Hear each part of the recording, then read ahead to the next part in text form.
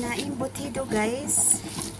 Ayan, ang nilagay ko niyan ay raisin, grated cheese, carrots, onion, and garlic, at saka dalawang itlog. Tapos nilagyan ko siya ng garlic powder, at saka asin, at saka paminta. Ayan guys. So, mikos-mikos. Tapos nilagyan ko siya ng konting corn flour.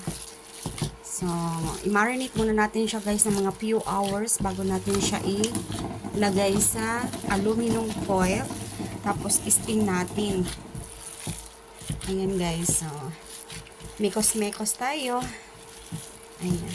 Nangangamay na yung kanyang ano. Pero mamaya ay mag-try tayo ng ano, kung tama na ba yung kanyang timpla.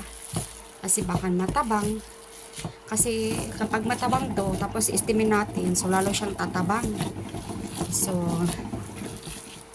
kaya, ayan. So, magkuha ako ng konti, gawin kong bola-bola, at ipa-fry ko siya guys, para naman, ayan, at saka ano na ako guys, nagluto na ako ng, ano yan, ng lagang itlog, kasi ilalagay ko siyang toppings dito. Ayan, makikita nyo yung mga puti na yan, grated cheese yan guys.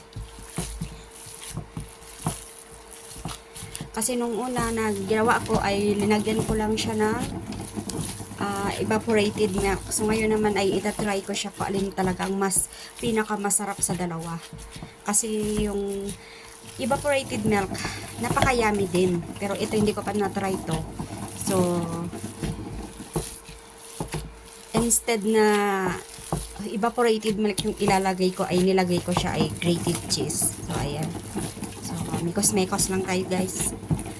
Ayan. Wala yan masyadong arena. Kunti lang na corn flour yung nilagay ko kasi yung iba naman nagtitinda, lahat na lang arena. So, very wrong. Diba guys? Ayan. Minikos-mekos ko na siya. So, ito try natin siya guys.